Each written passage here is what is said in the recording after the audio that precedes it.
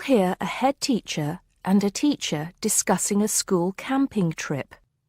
First, you have some time to look at questions 1 to 5.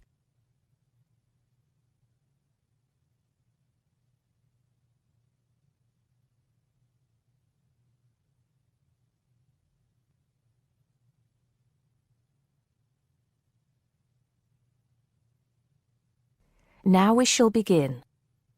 You should answer the questions as you listen because you will not hear the recording a second time. Listen carefully and answer questions 1 to 5. Good morning, Mr. Thompson. Can I speak to you for a moment? Of course, Jamie. Come in. Have a seat. I've just finished looking through the reports for this term.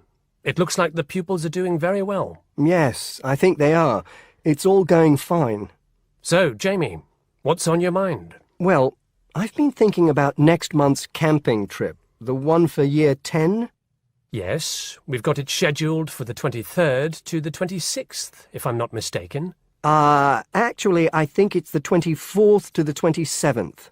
Let's just check. Oh, right. Yes, you're right. So... Well, I've been thinking about how we might possibly make this year's event even better than last year's.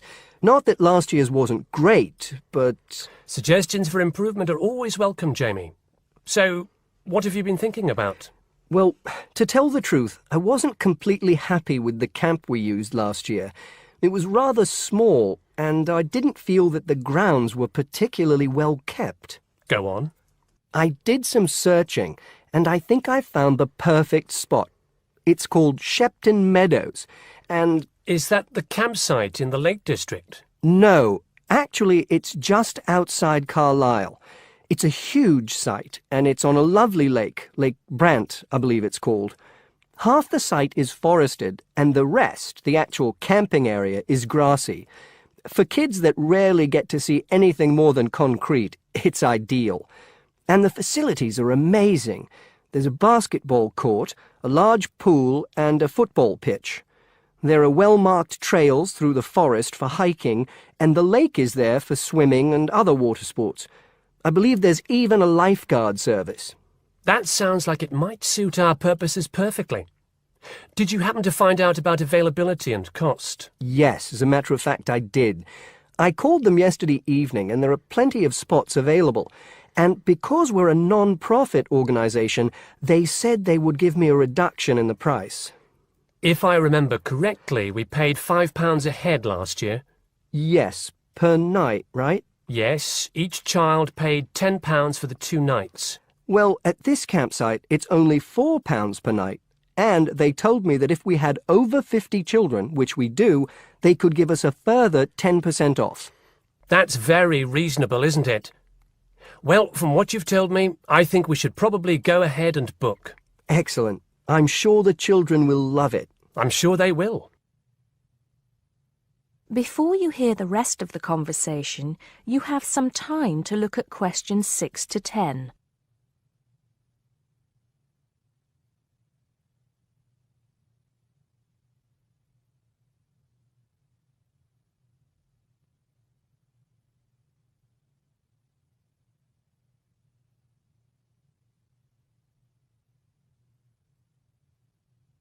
Now listen and answer questions 6 to 10. Now, Jamie, have you given any thought to an itinerary by any chance? As a matter of fact, I have. Wait 1 second. Yes, here it is. I've made a few notes. Okay, so, now, these are just ideas, of course. Yes, go on. Let's hear what you've got. Right. We time it so that we arrive at the camp around 7 on Friday evening. It'll still be light then, and we'll have plenty of time to set up camp and get ourselves settled in. At 8, we could have a barbecue, you know, hamburgers and hot dogs, something that's nice and easy to prepare. And that children love. Yes. Then, lights out would be at 9:30, so the children will get a good night's sleep and be up bright and early at 7 on Saturday morning. Breakfast would be at 7:30, an hour's hiking from 8 till 9, and then a couple of hours at the lake.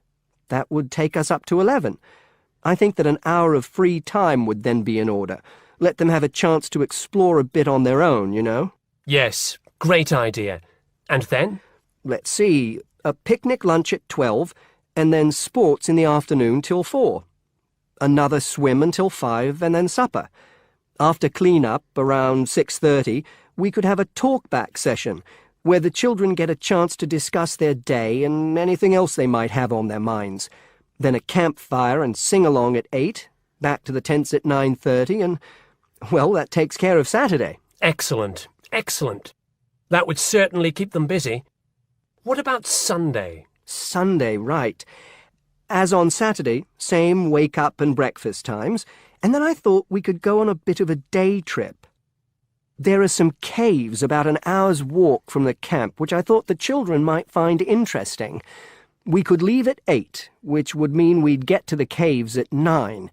They could explore for a couple of hours, and we'd head back at 11. 12 o'clock would see us back at the meadows. An hour's swim, and then lunch at 1. Then we could have organised games in the afternoon until supper at 5. It would take us an hour to clean up our sites and pack up. We'd be on the buses at 6 and all set to head back into the city.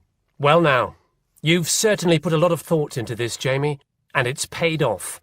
I think it sounds wonderful. I can't think of a thing that needs to be changed. Let's go for it. Brilliant! I'll get the itinerary printed up and put it up on the notice board this afternoon.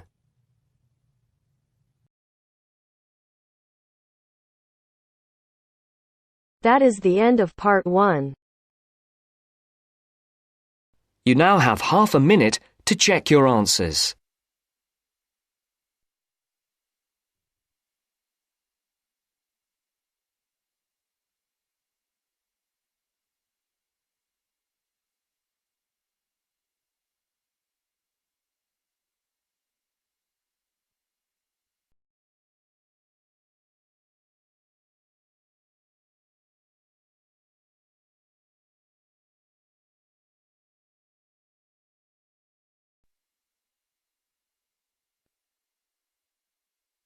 Now turns to part 2. Part 2. You will hear an extract from a talk about employment interviews. First, you have some time to look at questions 11 to 14.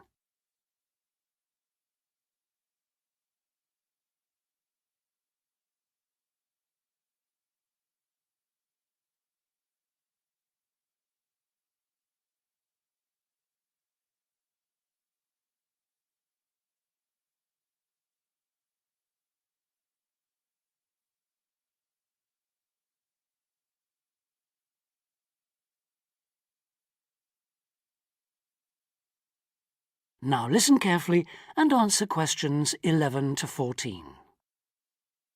Today I have with me Sandy Richardson of the local Workforce Center, and she'll be talking about that critical step towards the goal of employment, the interview.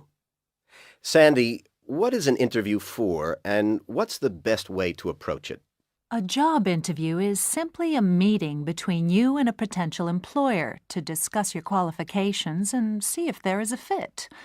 The employer wants to verify what they know about you and talk about your qualifications.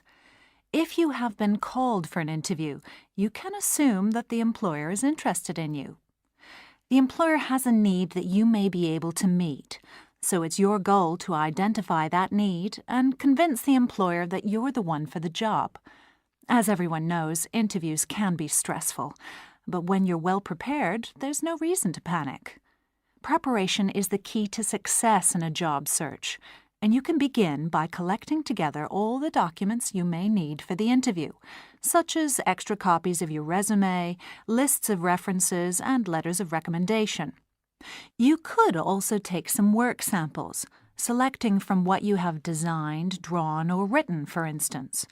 And make sure you have a pen and pad of paper for taking notes. The next step is to find out about the post.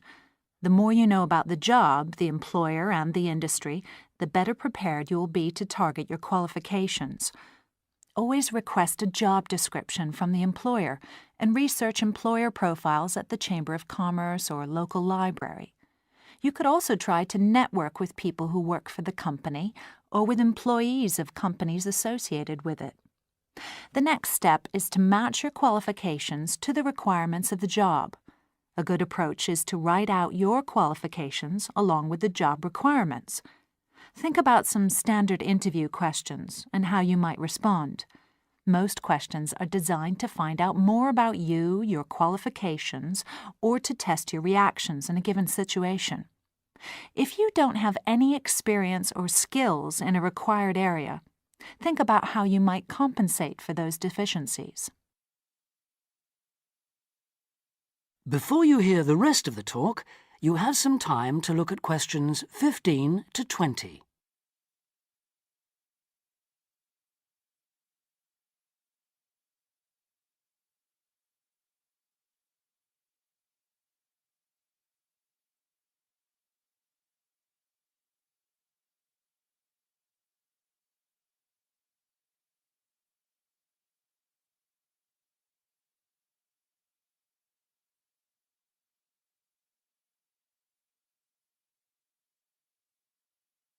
Now listen and answer questions 15 to 20. During an interview, it's important that you be yourself. Get a good night's sleep and plan your travel to be there in plenty of time so that you're not arriving out of breath with 30 seconds to spare. Don't, though, present yourself for the interview too early, 10 minutes at most. In the interview, listen carefully to each question asked. Take your time in responding and make sure your answers are positive. It's important to express a good attitude and show that you're willing to work, eager to learn, and are flexible. If you are unsure of a question, don't be afraid to ask for clarification. In fact, it's sometimes a good strategy to close a response with a question for the interviewer. In general, focus on your qualifications and look for opportunities to personalize the interview. Briefly answer questions with examples of how you responded in comparable situations, from either your life or previous job experiences. Something you should avoid are yes or no responses to questions, but don't dwell too long on non-job related topics. Use caution if you are questioned about your salary requirements. The best strategy is to avoid the question until you have been offered a job. Questions about salary asked before there is a job offer are usually screening questions that may eliminate you from consideration, so be warned. On the other hand, it isn't inappropriate to show your enthusiasm if your first impressions of the interview and of the employer are good ones. So, if the job sounds like what you are looking for, say so. Keep in mind that the interview is not over when you are asked if you have any questions. Come prepared to ask a couple of specific questions that again show your knowledge and interest in the job. Close the interview in the same friendly, positive manner in which you started. When the interview is over, leave promptly. Don't overstay your time. Think about the interview and learn from the experience. Evaluate the success and failures.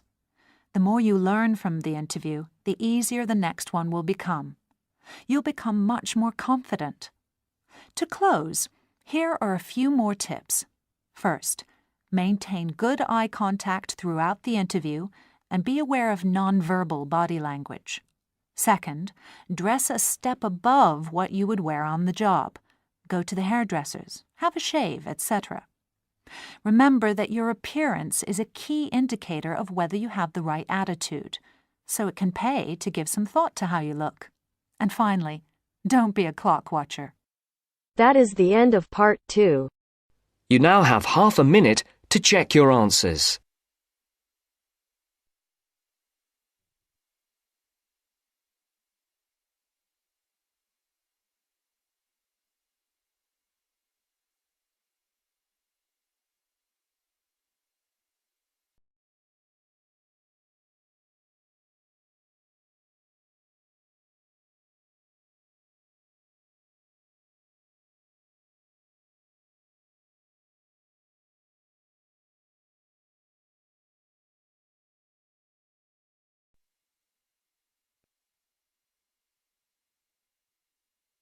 Now turns to part 3. Part 3. You will hear a conversation between a tutor and two students, Amanda and Jake. First, you have some time to look at questions 21 to 25.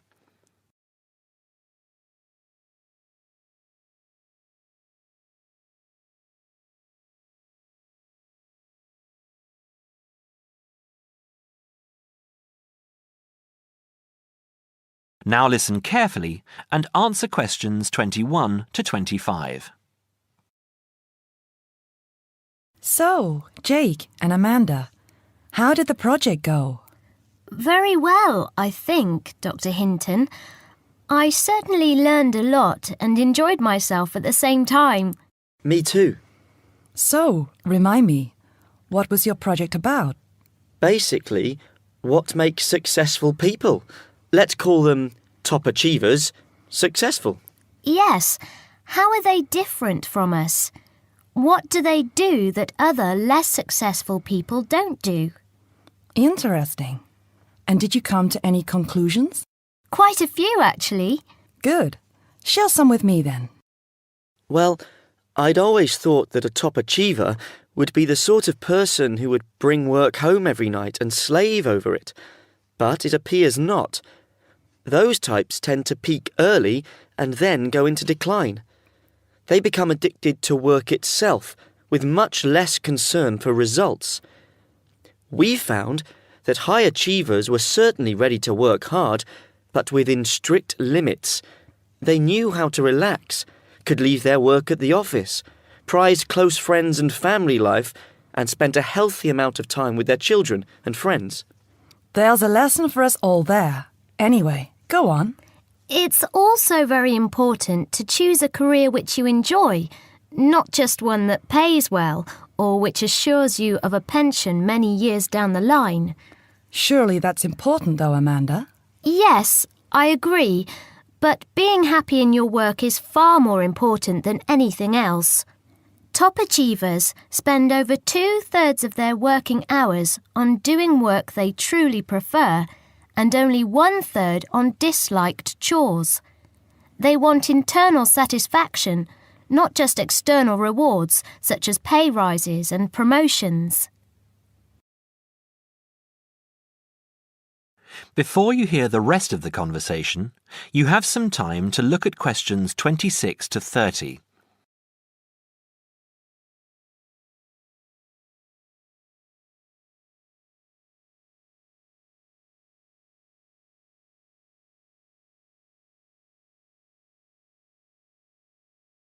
Now, listen and answer questions 26 to 30.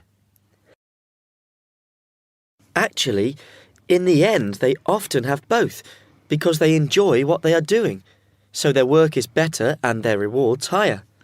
Yes, Jake, that certainly makes sense. Now, can I ask you something? Do high achievers, as you call them, take many risks? Yes and no. I interviewed one business executive who told me he was able to take risks because he carefully considered how he could salvage the situation if it all went wrong. He imagined the worst that could happen, and if he could live with that, he went ahead. If not, he didn't take the chance. Other people prefer to stay in what I heard described as the comfort zone setting for security, even if it means settling for mediocrity and boredom too. Would you call top achievers perfectionists? Contrary to what I expected, no, I wouldn't. We came to the conclusion that a lot of ambitious and hard-working people are so obsessed with perfection that they actually turn out very little work. I happen to know a university teacher, a friend of my mother's, who has spent over 10 years preparing a study about a playwright. She is so worried that she has missed something, she still hasn't sent the manuscript to a publisher. Meanwhile, the playwright, who was at the height of his fame when the project began, has faded from public view.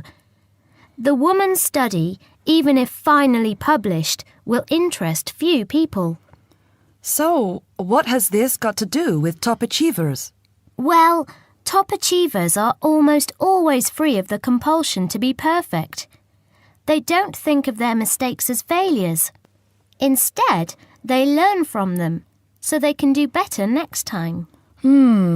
Well, would you call them competitive? High performers focus more on bettering their own previous efforts than on beating competitors. In fact, we, came to the conclusion that worrying too much about competitors' abilities and possible superiority can be self-defeating. Yes, and we found that top achievers tend to be team players rather than loners. They recognise that groups can solve certain complicated problems better than individuals and are eager to let other people do part of the work. Yes, loners, who are often over-concerned about rivals, can't delegate important work or decision-making. Their performance is limited because they must do everything themselves.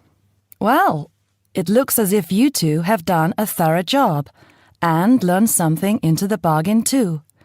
Now, there are just a couple of points I'd like to clarify with you. That is the end of part 3. You now have half a minute to check your answers.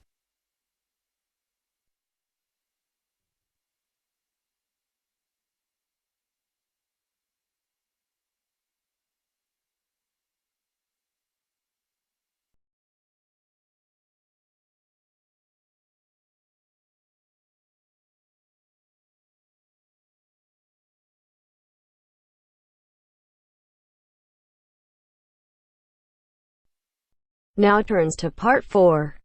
Part 4. Now listen to the second part of the lecture. As you listen, complete the notes below.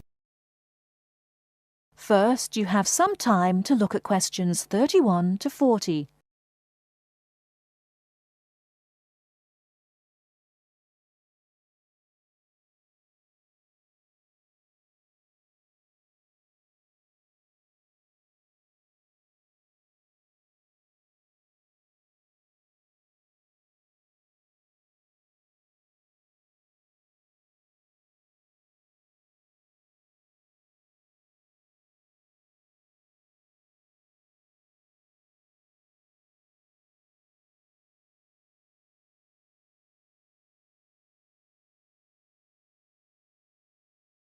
Now listen carefully and answer questions 31 to 40. Many typically American characteristics, individualism, self-reliance, informality, punctuality, and directness, are a result of those values mentioned earlier. Other national traits could also be identified, however. 1. Americans cooperate.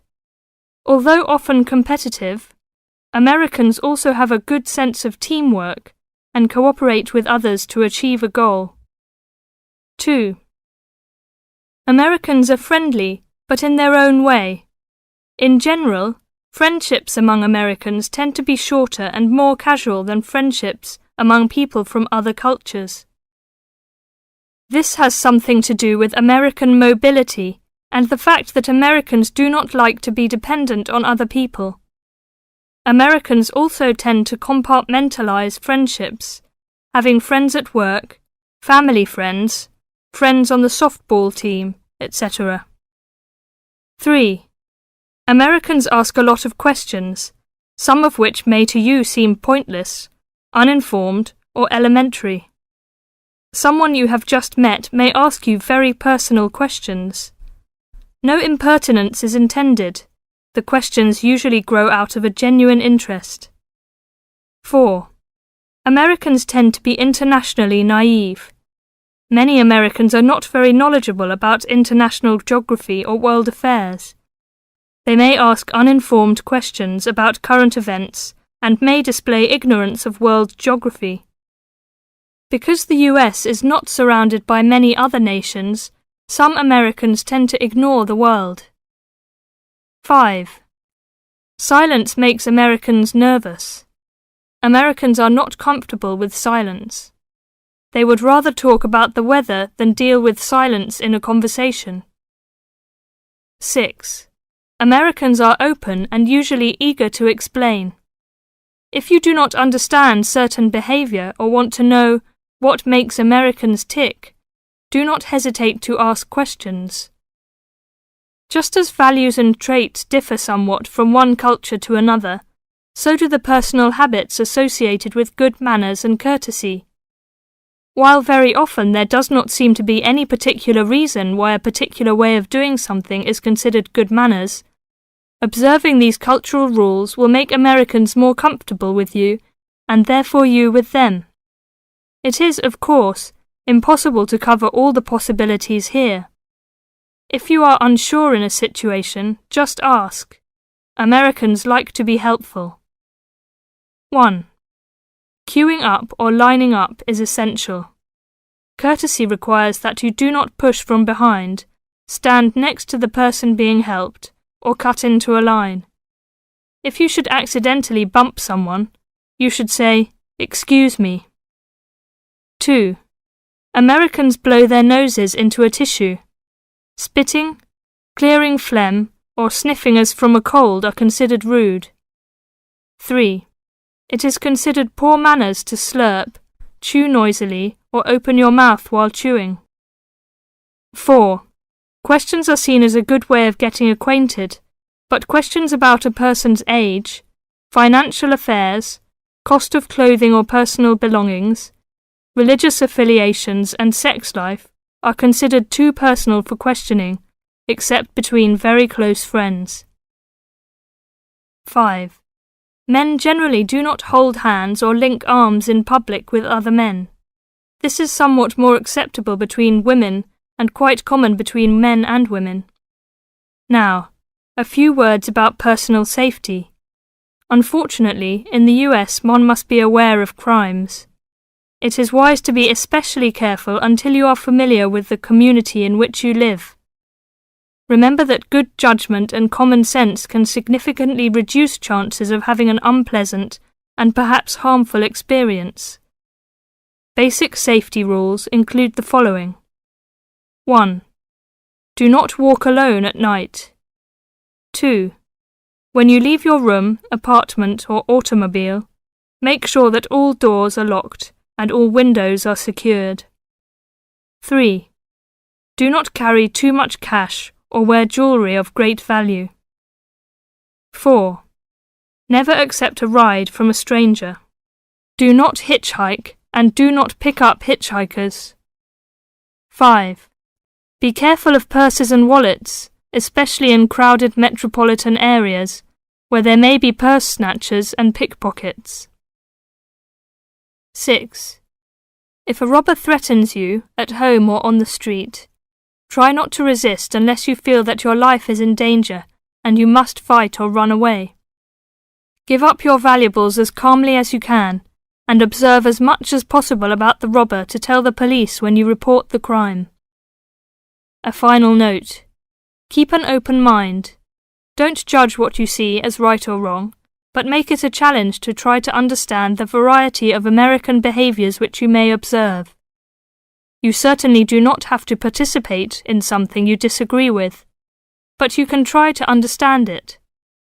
This will help you build an attitude of intelligent and liberated respect for cultures, both your own and others. That is the end of part 4. You now have half a minute to check your answers.